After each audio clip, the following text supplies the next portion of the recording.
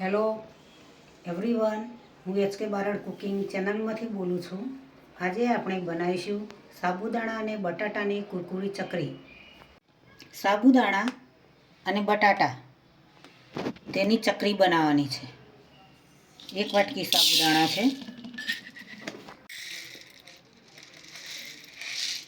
બીજી અડધી વાટકી સાબુદાણા લઈશું અને મિક્સર જારમાં ક્રશ કરી દઈશું, બાફી દઈશું।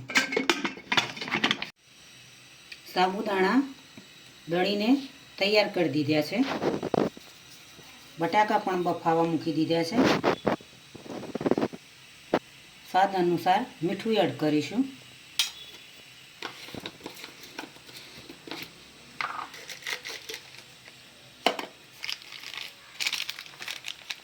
થોડો પાપડ ખાંડ એડ કરીશું, જીરું એડ કરીશું, ધાણા એડ કરીશું કટિંગ કરેલા।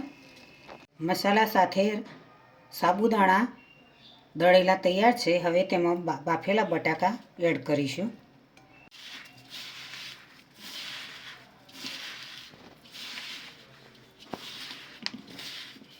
તૈયાર કરી દીધું છે બટાકા બાફીને,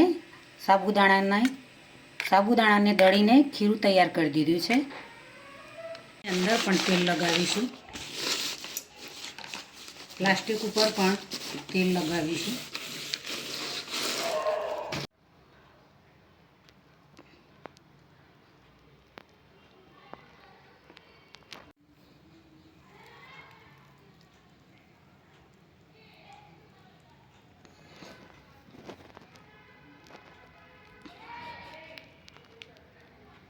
આ રીતે સાબુદાણા અને બટાટાની ચકરી બનાવી છે।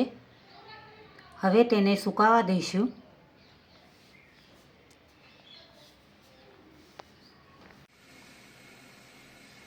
સાબુદાણા અને બટાકાની ચકરી સુકાઈને તૈયાર થઈ ગઈ છે। 2 દિવસ સૂકવી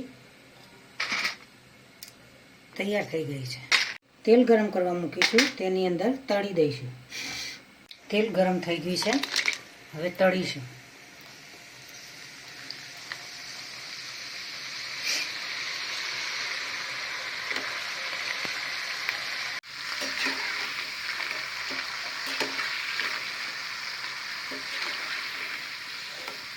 ઉપવાસમાં પણ ખાઈ શકાય તેવી સાબુદાણા અને બટાટાની કુરકુરે ચકરી બનાવી છે।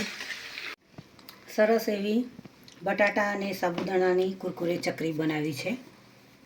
ઉપવાસમાં તમે ફરાળ તરીકે ખાઈ શકો, આમ પણ ખાઈ શકાય બનાવીને। કુરકુરે ચકરી આરામથી ખાઈ શકતા હોય છે। ઉપવાસમાં તો ખૂબ જ ઉપયોગી હોય છે, ખૂબ જ લોકો બનાવીને ખાતા હોય છે। સરસ એવી સ્વાદિષ્ટ અને ટેસ્ટી ચકરી બની છે, તમે જોઈ શકો છો મિત્રો।